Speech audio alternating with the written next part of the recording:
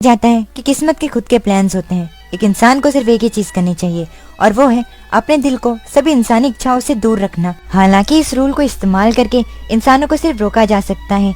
16 साल की उम्र में ही हमारी कहानी के मेन प्रोटैगनिस्ट की बॉडी जो है वो हेवन डिफाइंड बॉडी है। वो काफी ज्यादा टैलेंटेड है और हेवन रियल में होने के बाद भी वो ग्रेटर परफेक्शन के साथ कल्टिवेट कर सकता है। ज़ैंग रुओचेन, जिसके फादर कुनलुन फील्ड के 9 एम्परर में से एक एम्परर होते हैं। उनका नाम एम्परर मिंग होता है। रुओचेन रोज की तरह अपनी प्रैक्टिस करता है। रुओचेन को विश्वास होता है कि इस टैलेंट के साथ किस्मत उसका कुछ नहीं कर सकती। रुओचेन अपनी स्वॉर्ड स्किल्स को प्रैक्टिस करता है। रुओचेन की स्वॉर्ड स्किल्स को देखकर पीछे से एक लड़की उसे कहती है, तुम्हारी स्वॉर्ड स्किल्स जो हैं वो फिर से इम्प्रूव हो चुकी हैं। रुओचेन पीछे मुड़ता है एंड उसे पता चलता है कि वो लड़की शियाओ है। शियाओ के फादर भी रुओचेन के फादर की तरह कुनलुन के 9 एम्परर में से एक एम्परर होते हैं। उनका नाम एम्परर क्विंग होता है। रुओचेन शियाओ से बचपन से ही प्यार करता आया है और शियाओ उसकी मंगेतर भी है। बचपन से लेकर अब तक वो दोनों साथ में ही मार्शल आर्ट को प्रैक्टिस करते हुए आए हैं। यहाँ तक कि सभी लोग ये कहते हैं कि शिहाओ एंड रुओचेन की जोड़ी जो है वो एकदम परफेक्ट है। रुओचेन शिहाओ के साथ अपनी मैरिज को लेकर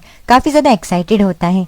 रुओचेन शिहाओ को वहाँ पर देखकर कहता है, मैंने नहीं सोचा था कि आज तुम यहाँ पर आने वाली हो। शिहाओ रुओचेन के पास जाती है एंड उसके गले मिलकर उससे चाकू से मार देती है। अपने आखिरी पल्लों में रुओचेन कहता है, लेकिन क्यों? तुमने मुझे क्यों मारा? मैं तो तुम्हें काफी ज्यादा प्यार करता था, आखिर तुमने मुझे क्यों मारा? जैसे जैसे रुओचेन की आंखें बंद होती हैं तो वो अपनी स्टोरी बताता है। रुओचेन कहता है कि जिस लड़की से वो बचपन से प्यार करता हुआ आया है वो अचानक से बदल चुकी है। रुओचेन चिल्लाता है, शिहाओ आखिर तुमने ऐसा क्यों किया?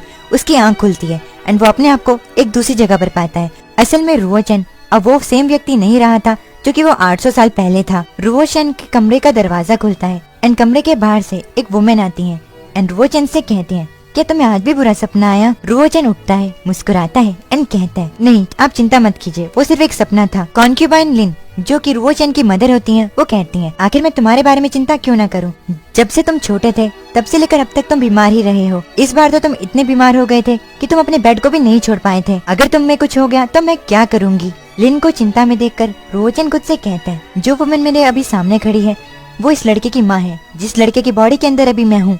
उनका असली बेटा ज़ैंग रुओचेन जो है वो 3 दिन पहले ही मर चुका है। लिन रुओचेन को उसकी दवाई देती है। रुओचेन लिन की स्केयर को देखकर कहता है, मैं जो कि दोबारा से पैदा हुआ हूँ वो मेरे लिए एक स्ट्रेंजर है, लेकिन जब से मैं उठा हूँ तब से वो नॉन स्टॉप मेरा ध्यान रख रही हैं। रुओचेन अपनी मेडिसिन को लेता है, उसमें वो अपनी शक्ल को देखता है एंड कहता है, मैं पिछले जीवन में कभी भी अपनी माँ से नहीं मिल पाया। उस बॉडी में दोबारा से जन्म लेना जो कि मेरी नहीं है, उसने असल में मुझे इस चीज को एक्सपीरियंस करने दिया है कि एक माँ का प्यार कैसा होता है। रुओचेन जैसे अपनी दवाई को लेता है, अब तभी उसकी मदर उसे कहते हैं, तुम्हें इन सपने को आते हुए 3 दिन हो चुके हैं। जब भी तुम इन बुरे सपनों से उठते हो तब तुम शियाओ का नाम लेते हो, आखिर वो कौन है? रुओचेन इस चीज का जवाब नहीं देता, वो शॉक में होता है। अब अचानक से उनके दरवाजे पर बाहर से शोर आने लगता है। जिस जेड पैलेस में रुओचेन होता है उसके बाहर काफी ज्यादा सैनिक होते हैं। जो उस पैलेस की मेड सर्वेंट होती है जिसका नाम यूनेर होता है, वो जैसे उन लोगों से पूछती है कि उनको पैलेस के अंदर आने की परमिशन किसने दी, तभी एक आदमी यूनेर को जोर से पंच मारता है, जिससे यूनेर पीछे जाके एक पिलर से टकराती है एंड उसके मुंह से खून आने लगता है। जिस आदमी ने ये काम किया होता है वो युनवू कमांडरी प्रिंस एंड कॉन्क्यूबाइन शियाओ का बेटा होता है। वो यूनेर से कहता है, आखिर तुम जैसे एक मेड प्रिंस मेरे रास्ते में आने की हिम्मत कैसे कर सकती है? बाहर के इस हंगामे को होता देख कॉन्क्यूबाइन लिन बाहर आती हैं एंड यूनेर से पूछती हैं, आखिर तुम्हारी ये हालत कैसे हुई? लिन सामने देखती है तो उसे पता चलता है कि ये काम 8th प्रिंस ने किया है। लिन 8th प्रिंस से कहती है, ये जेड पैलेस है 8th प्रिंस, चाहे तुम एक प्रिंस भी हो उसके बावजूद भी तुम ऐसे ही इसके अंदर नहीं आ सकते। इस बात को सुनकर 8th प्रिंस हंसता है एंड कहता है, मुझे क्वीन ने कमांड दी है कि मैं आपको और मेरे 9वें भाई को जीआई साइड हॉल में मूव कर दूं। आज से जेड पैलेस जो है वो मेरा और मेरी बायोलॉजिकल मदर कॉन्क्यूबाइन शियाओ का होगा। 8th प्रिंस की इस बात को सुनकर लिन के पास कोई और चारा नहीं होता और उसे इस चीज को ना मानते हुए भी मानना पड़ता है। लिन यूनियर को अपने साथ अंदर लेकर जाने लगती है एंड 8th प्रिंस से कहती है, हम कल यहाँ से जीआई साइड हॉल में चले जाएंगे। ये सुनकर 8th प्रिंस उसे रोकता है एंड कहता है, मेरी मॉम ने कहा कि उन्हें आज ही जेड पैलेस के अंदर आना है, इसीलिए तुम लोगों को अभी यहाँ से निकलना होगा। ये सुनकर लिन हैरान हो जाती है एंड कहती है, लेकिन 8th प्रिंस आपको पता है कि आपका 9th ब्रदर जो है उसकी हेल्थ काफी ज्यादा खराब है, समय भी बहुत ज्यादा हो चुका है और बाहर तो बहुत ज्यादा ही ठंड है। लिन 8th प्रिंस को समझाने की कोशिश करती है, लेकिन तभी 8th प्रिंस उसे कहते हैं, लिन बाहर इस दुनिया में काफी ज्यादा गरीब लोग हैं जो कि ऐसे ही घूम रहे हैं, लेकिन वो सभी लोग मदद के लायक नहीं हैं। अगर मेरा 9th ब्रदर इतना ही ज्यादा कमजोर है तो उसका जिंदा रहने का क्या फायदा? इस बात को सुनकर लिन के आंसू आ जाते हैं एंड वो रोते हुए 8th प्रिंस से कहती है, लेकिन वो तुम्हारा भाई है। रोचन को भी बाहर की सारी चीजें अंदर तक सुनाई देती हैं। वो अपनी बॉडी की सारी स्ट्रेंथ को यूज करके बाहर आता है एंड अपनी मॉम से कहता है, आपको उनसे भीख मांगने के लिए कोई जरूरत नहीं,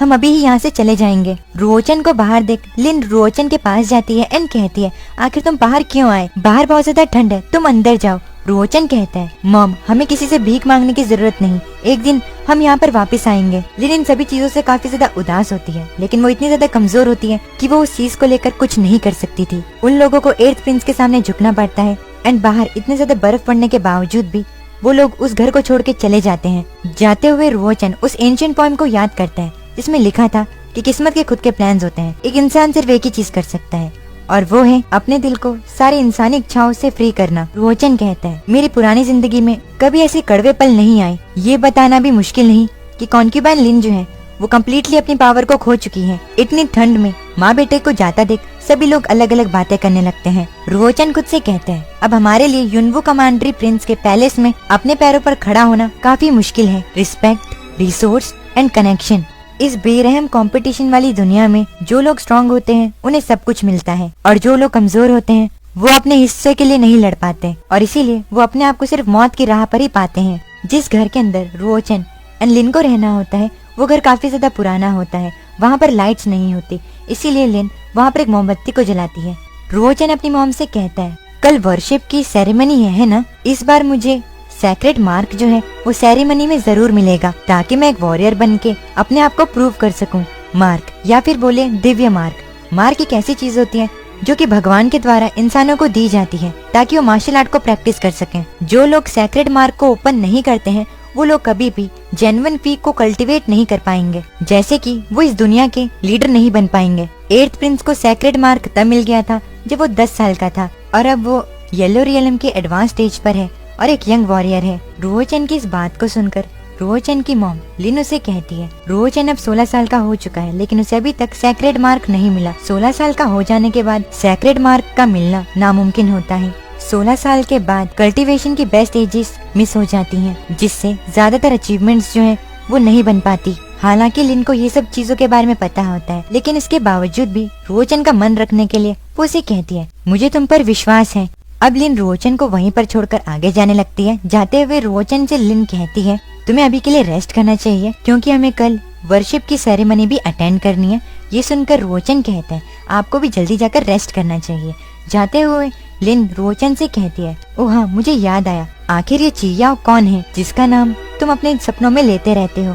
रोचन इस बात को सुनकर अपनी मॉम से कहता है, आपको कोई गलत फहमी हुई है, आपने जरूर गलत सुना होगा। ये सुनकर लिन कहती है, अगर ऐसी बात है तो ठीक है, कभी भी 2 वर्ड्स को दोबारा से मत बोलना, शी याओ। यहाँ तक कि अपने सपनों में भी इसका नाम मत लेना, क्योंकि शी याओ नाम जो है उसी ने 9 एम्पायर्स को एक साथ मिलाकर एक बड़ा सेंट्रल एम्पायर बनाया है। और महारानी का नाम डायरेक्टली बोलना काफी ज्यादा खराब है। अगर किसी ने तुम्हें इनका नाम लेते हुए सुन लिया तो वो लोग तुम्हें मार देंगे। रोचन इस बात को सुनकर कहता है, आप चिंता मत कीजिए, मैं कभी भी इसका नाम दोबारा नहीं लूंगा। रोचन अपनी आंखें बंद करता है एंड खुद से कहता है, आज के बाद मैं उसका सबसे बुरा सपना बनूंगा। इटर्नल गॉड एम्परर के एपिसोड नंबर 2 की स्टार्टिंग में हमें बताया जाता है कि कुनलुन फील्ड के ईस्टर्न रीजन में काफी ज्यादा कमांडरीज हैं एंड युनवू कमांडरी जो है वो उनमें से एक कमांडरी है। हर साल सभी कमांडरीज को फर्स्ट सेंट्रल एम्पायर को सम्मान और टैक्स देना होता है। जिस राजा ने कमांडरी पे रूल किया उसे कमांडरी प्रिंस कहा जाता है।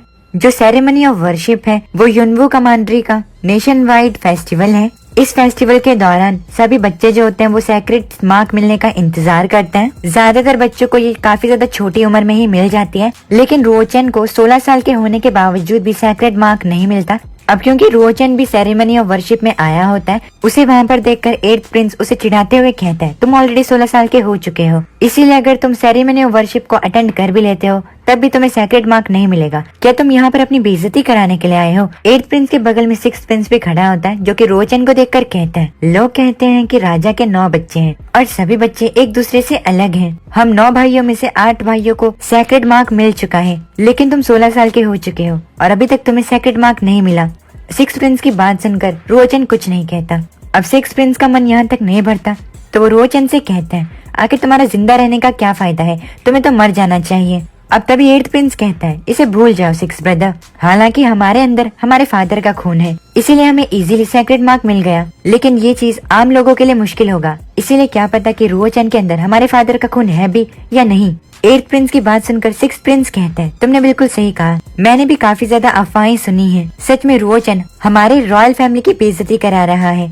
अपने मॉम एंड अपने बारे में इतना ज्यादा बुरा सुनने के बावजूद भी रुओचन कुछ नहीं करता। रुओचन खुद से कहता है, मुझे शांत रहना होगा, जब तक मैं इनसे लड़ने के लिए स्ट्रांग नहीं बन जाता तब तक इनसे लड़ने का कोई फायदा नहीं है। रुओचन के हाथ में क्रिस्टल होता है जो कि उसको उसकी पुरानी जिंदगी में मिला था जब वो 16 साल का था। रुओचन अभी भी हैरान होता है कि 800 साल बाद भी वो व्हाइट कलर का क्रिस्टल उसके पास ही है। रुओचन उस व्हाइट क्रिस्टल को देखता है एंड कहता है, क्या इसका मेरे दोबारा से जन्म लेने के साथ कोई नाता है? अब तभी वहाँ पर युनवू कमांड्री के एक मिनिस्टर आते हैं एंड सभी लोगों से कहते हैं, सेरेमनी ऑफ वर्शिप जो है वो अब शुरू होती है।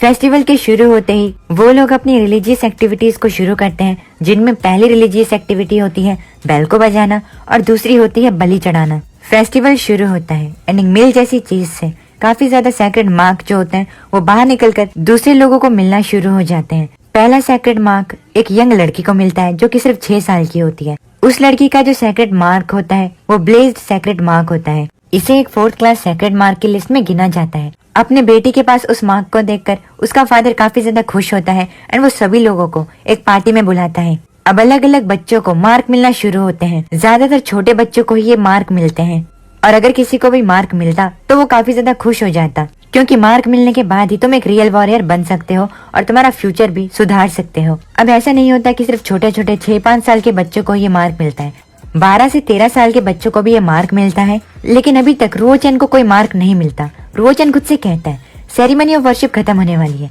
क्या मुझे कोई मार्क नहीं मिलेगा? अब तभी रुओचन के हाथ में रखा हुआ व्हाइट क्रिस्टल चमकने लगता है एंड तभी उस मिल के अंदर से एक व्हाइट कलर का मार्क बाहर निकलता है एंड सीधा जाकर रुओचन के सर पे लग जाता है। सभी लोगों को मार्क उनके सर पे ही मिलता है।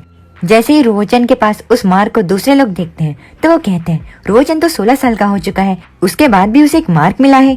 दूसरे लोग कहते हैं, हाँ वो बचपन से ही काफी ज्यादा कमजोर था, ये उसके लिए बिल्कुल भी आसान नहीं। रुओचन को मार्क मिलता देख 8th Prince and 6th Prince काफी ज्यादा शॉक्ड हो जाते हैं। अब जैसे ही ये बात युनवू कमांड्री के क्वीन को पता चलती है तो वो अपने सर्वेंट से कह के रुओचन को अपने पास बुलाती हैं। दूसरी तरफ अपने बेटे की इस अचीवमेंट पर लिन के खुशी के आंसू रुकना बंद नहीं होते, लेकिन इस खुशी को भी नजर लग जाती है। क्वीन का सर्वेंट उन दोनों माँ बेटे के पास पहुँचता है एंड उन्हें कहता है, मार्क मिलने की खुशी में बधाई हो 9th प्रिंस। क्वीन ने आप दोनों को अपने पास बुलाया है ताकि वो आपके मार्क को पर्सनली रिव्यू कर सके।